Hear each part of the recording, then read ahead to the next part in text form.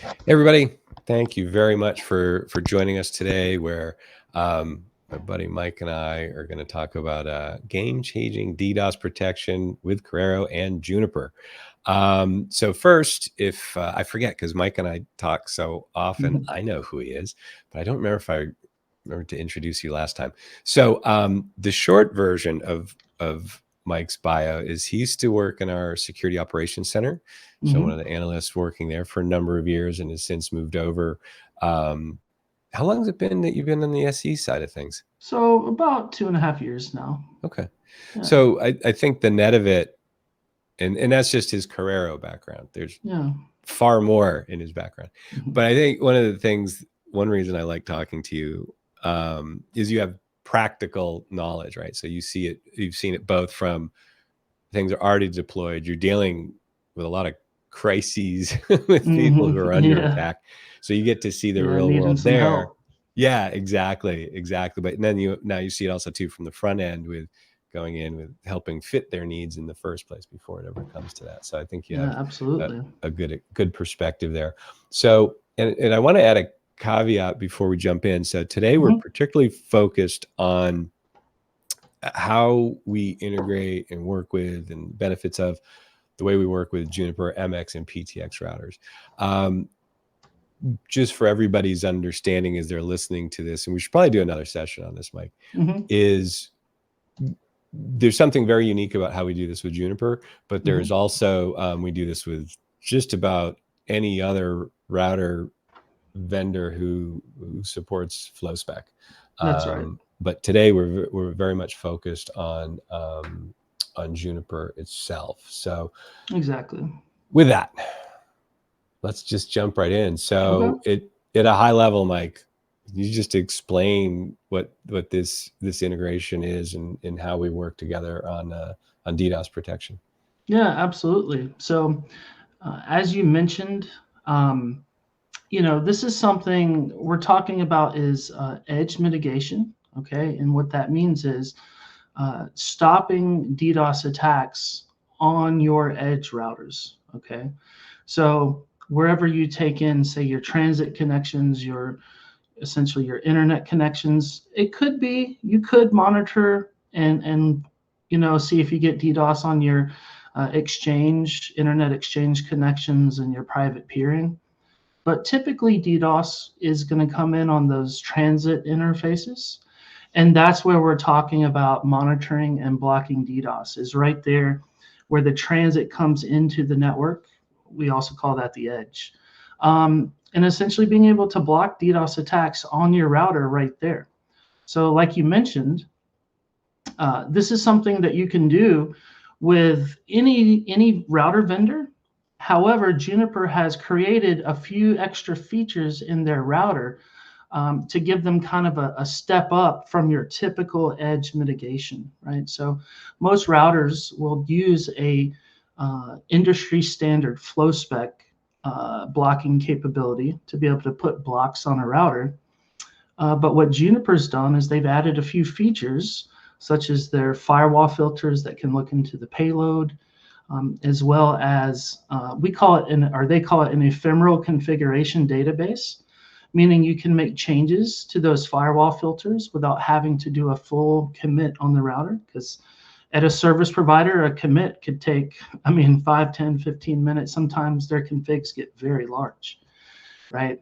And so being able to put in a firewall filter just on the fly and have it immediately take effect is a feature that they've created, right? And then finally, they've also created the ability for us to receive telemetry or analytics information from the router about what's happening with those firewall filters. All right. So those are kind of 3 steps above FlowSpec or industry standard that Juniper has created on their MX and PTX routers. Okay. And we essentially have kind of positioned our solution to take advantage of those new features in their routers. And we've worked with Juniper to, make sure that that's all ironed out, everything's working well, and we just have a very tight-knit solution with them that allows us to block attacks on the edge, and at a higher accuracy rate and higher performance, perhaps, say, than a flow spec route would be doing those. Yep. So Mike, when it comes to, and I guess we should have put up a picture for this. You might have to do this through interpretive dance or hand or something. But when you look at it, like, say, just on your answer alone, sold. Just to get an idea from an architecture perspective, you're looking at what, from a Corero perspective, what are the components needed in again, a little bit more about how it interacts. Yeah, thank you. Gotcha. Yeah, so what would happen is we would come into a network that has Juniper routers, or MX or PTX routers on the edge. And essentially what is happening in this solution is Juniper is providing some information about the traffic, and they're providing the muscle. Corero is providing the intelligence on what is a DDoS and what needs to be blocked in order to best block the attack traffic but still allow good traffic. All right, so Corero's, we're kind of using our industry experience, 10 plus years of looking for DDoS and identifying it and blocking it, and we're using Juniper's muscle on the router, so essentially MX performance, to block those. So the way that it works is, you would have transit traffic coming over those Juniper routers in a normal day-to-day scenario. We would take some type of sampled information off of those routers. So the best case is we like to do sample packet mirror. So 1 out of every 1,000 by default of those packets that are coming over the transit would come to a Corero detection virtual machine. It's a very small virtual machine. We're only seeing typically 1 out of every 1,000 packets, so it doesn't have to be very large. Unless we're monitoring over a terabit, it doesn't need to be more than a gigabit network connectivity to that virtual machine because of times 1,000. And we'll take that information in from the routers. It'll be all the routers sending to us, and we will look for DDoS using that information.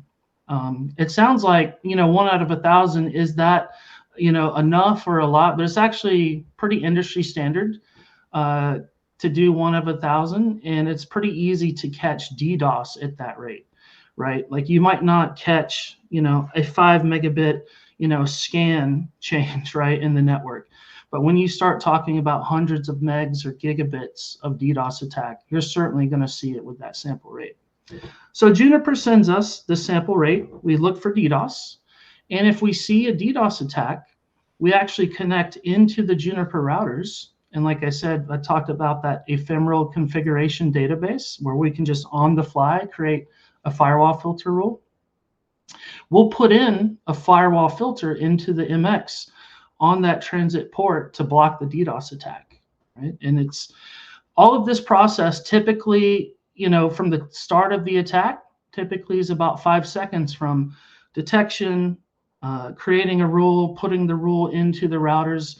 It's a very quick process, right? So it's not your typical, say if somebody was doing NetFlow and they were putting in a flow spec route, sometimes that might take a minute or two, just because NetFlow, it was not originally created for DDoS detection. It was originally created for network analysis. It's very good at what it does, but because it only sends every 30 seconds to a minute, you have that built-in delay for doing detection. So I guess to kind of summarize, Juniper sends us information about the traffic.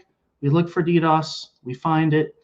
We then send in a firewall block into the routers to block that DDoS attack.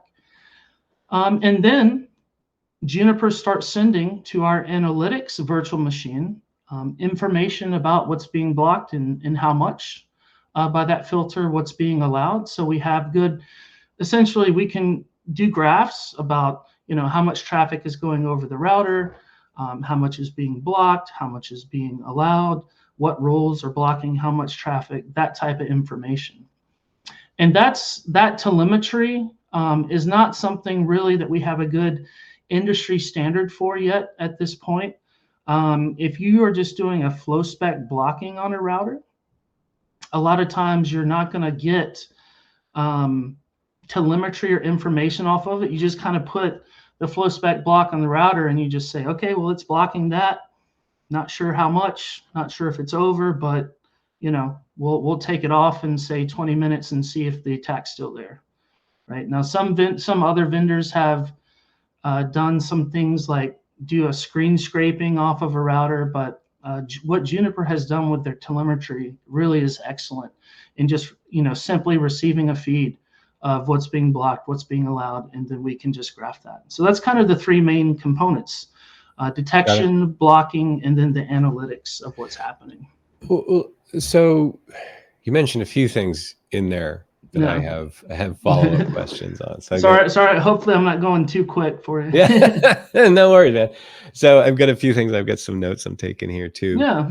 But there's something that we had also talked about previously, right? And you mentioned some of it here, but you basically it's so, all right. So 400 gigs a big topic. Was it only last month we announced our 400 gig virtual appliance, right?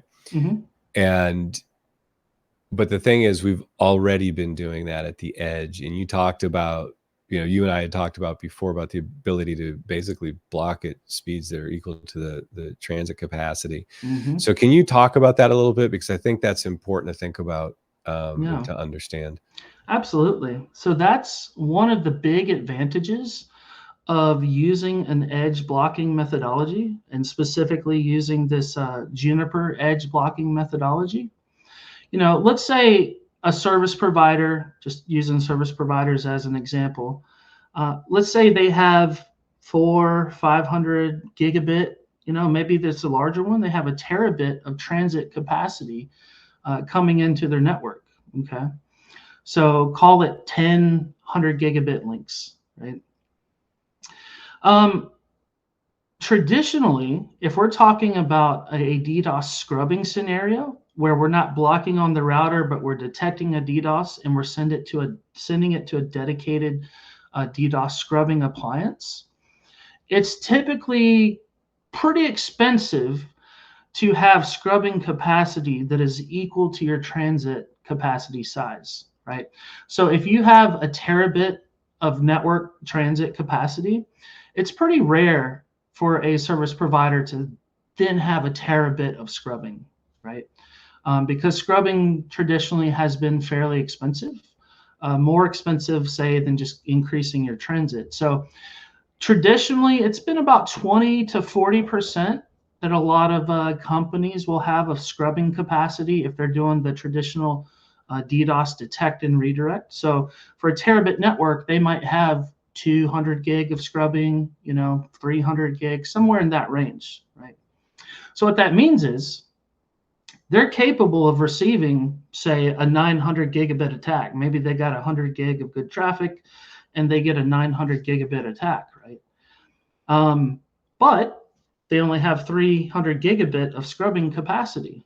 So, the routers are going to try and send 900 gig down 300 gigs of pipe, and that doesn't work out very well, right? So you're not really going to be able to block the attack and allow all the good traffic, right?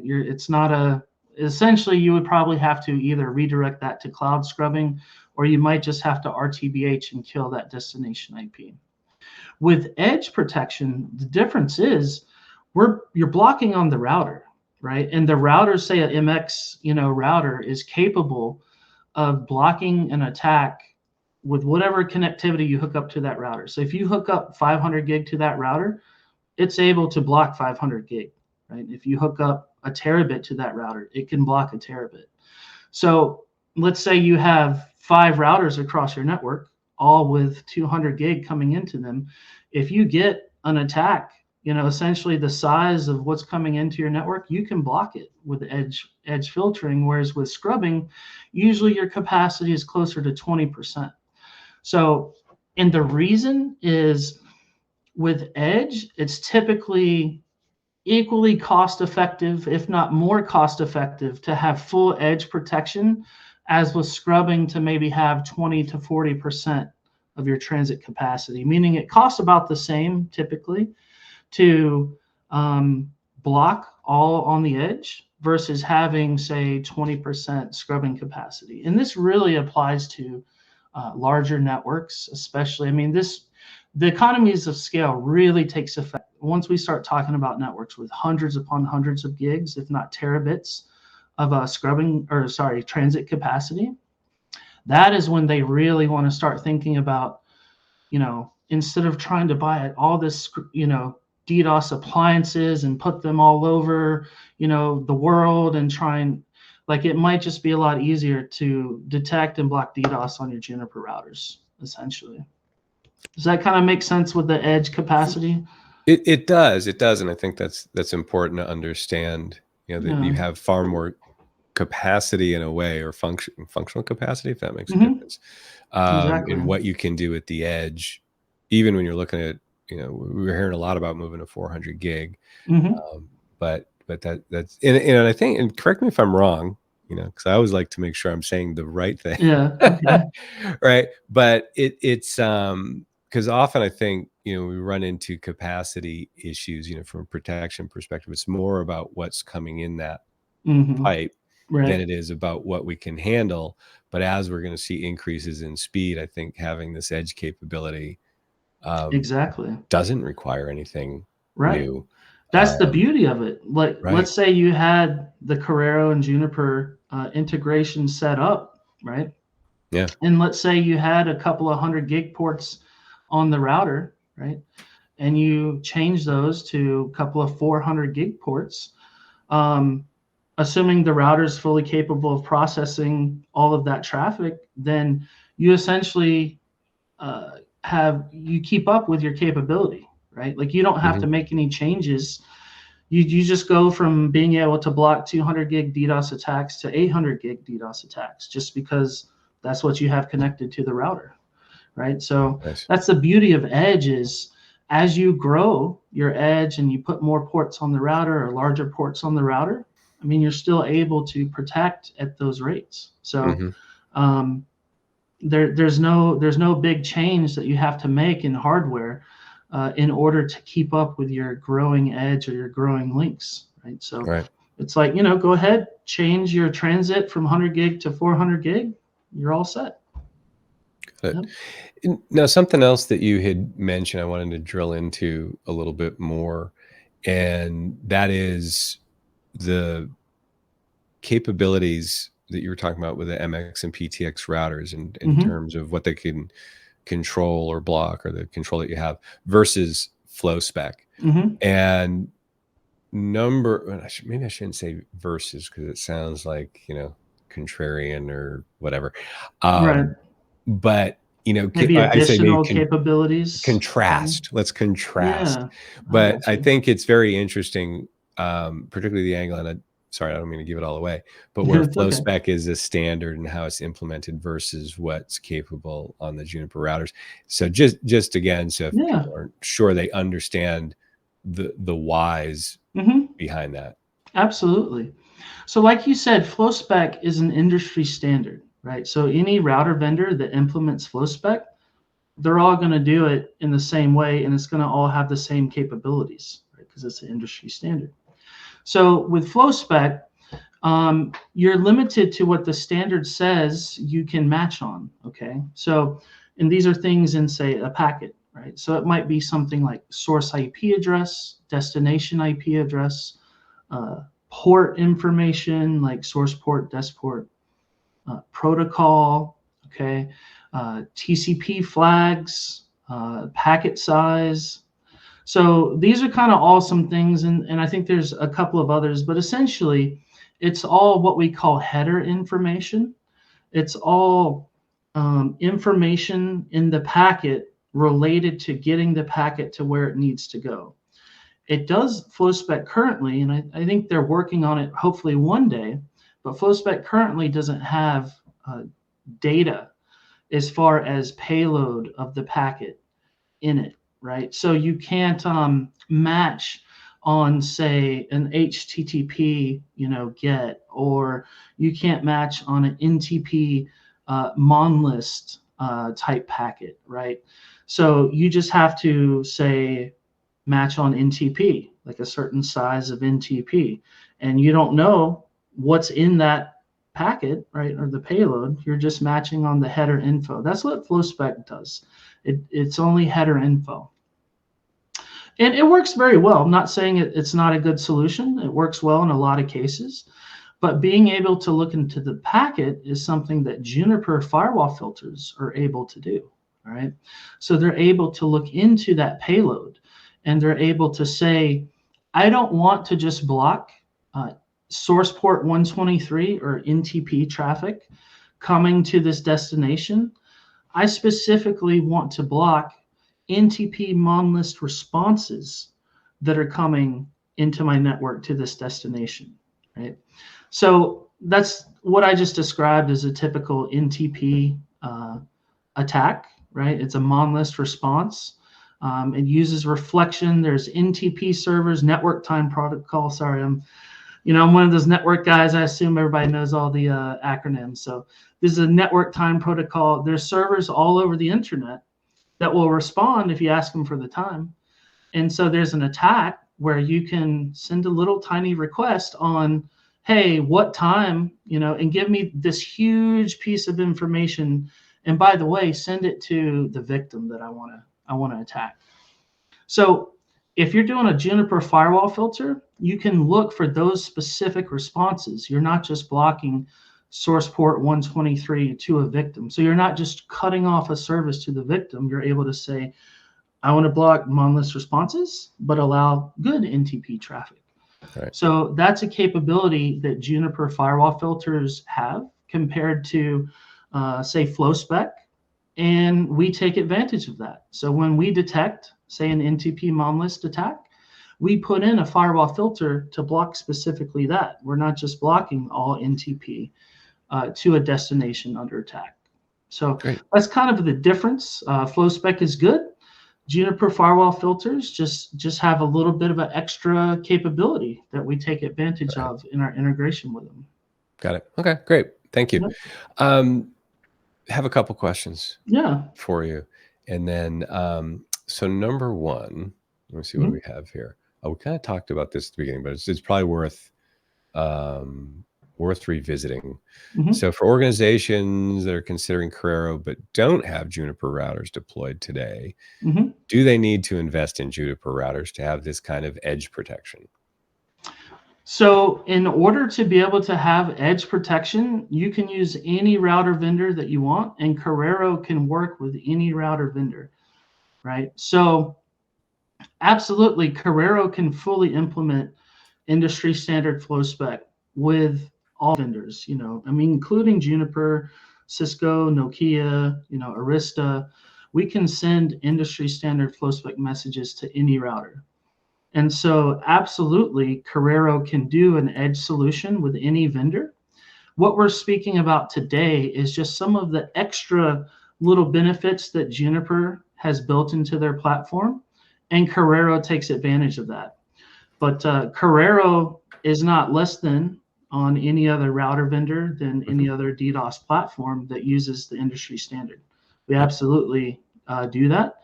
We're just speaking to, we just have a little extra with Juniper, not less than with anybody else, if that makes sense. Sure. Well, I think it kind of, well, not kind of, I think it goes directly to what you just talked about, the differences between what Juniper does and then versus a standard, because there'll be different implementations of the standard as well. But I think the net of it is you can still have edge protection.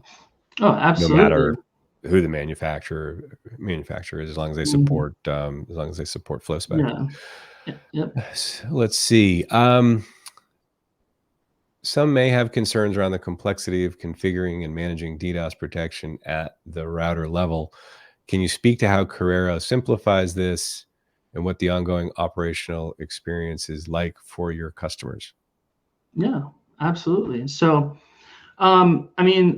what it comes down to is we have experience implementing edge solutions on all the major router vendors, right? So I may not think of all of them, but Juniper, Cisco, Nokia, Arista, all the major players we've configured this on, and we have, you know, router configuration examples, right, to help a customer. And if somebody you know, purchases a solution from us, we're not going to just leave them hanging, right? We'll help them with implementation. So we'll help them, we'll get on a call and we'll go over what needs to be done. We'll help them with looking at their routers and making sure they've configured them correctly. So that is something that you know, we don't leave our customers hanging by any stretch of the imagination. We have examples. We can talk through what needs to be done. And I would say this edge kind of, I guess, protection that we're talking about, it's not any more complex than a standard, you know, detect and redirect DDoS solution, you know, that you would normally do. You need to configure the router to send traffic samples. You need to peer the DDoS solution to the router to send in messages, right, to make changes. So doing it on the edge or doing a detect and redirect really is of equal complexity, right? Yep. So there's no disadvantage in complexity to doing it on the edge. Okay.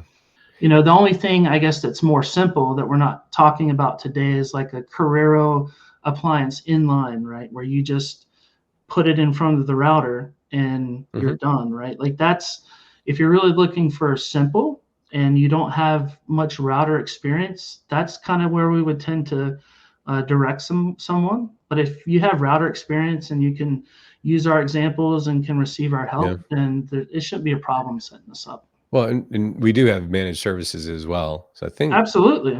conservatively, I'm going to say more than half of our customers have their environments managed. Yeah, I think that's about where we're at. Yeah. Okay. On managed service, about half. Yeah. So that's available as well. Now this last one, I don't know if you'll have insight into this, but I'm going to throw it Okay. at you anyways. Okay. Yeah, we'll see. Because you know it's a little fun. So it's basically the net of it is, how do you see Corero's integration with Juniper routers adapting to stay ahead of new threats? Is this an area of ongoing joint innovation between Corero and Juniper? Okay. So yeah, I mean, definitely Corero, we're always continuing to innovate on this. And so when Juniper puts out any new features on the routers or any new capabilities, I mean, we're keeping up with those. We're taking those into effect. We're researching those, making sure that any new capabilities, you know, that would help us with detecting or blocking DDoS, we're going to keep up with that and integrate those into our solution. We're always looking at attacks, right? Always looking at the attack landscape that's coming on. We have a research team that is always researching the internet about attacks, seeing if there's any new type of mitigations that we need to create. We even recently announced, you know, a threat intel feed that is the, I guess, the result of our research team's work, right? So that we can send out information or new mitigations automatically, right? So, you know, essentially, yes. Now, as far as, you know, on the inner workings, right, at the C level, I'm not, you know, privy to all that information straight away. But I mean, ultimately, our engineers are working on anything that Juniper has or any capabilities. We're integrating that into our abilities. Yeah, absolutely. Perfect. Yeah, and too, I should point out, Juniper is actually an investor in Corero, so the relationship I like to think is a healthy one. Yeah, absolutely. And thank you for reminding me about the threat intel subscription service. I forgot we launched that today, actually. And me, you know, marketing guy, I should have remembered. That's what I was working on yesterday. So, all right, with that, Mike, you know, as always, thank you very much. I appreciate your time. Absolutely. Appreciate people tuning in, and you know, feel free to continue the conversation with us. I did put in a link if you ever want to talk to one of our specialists. But with that, we'll wrap it up and say thanks, everybody. Thanks, Mike. All right. Thanks, Take care. Mark. Good talking with Bye. you. Thanks, everybody.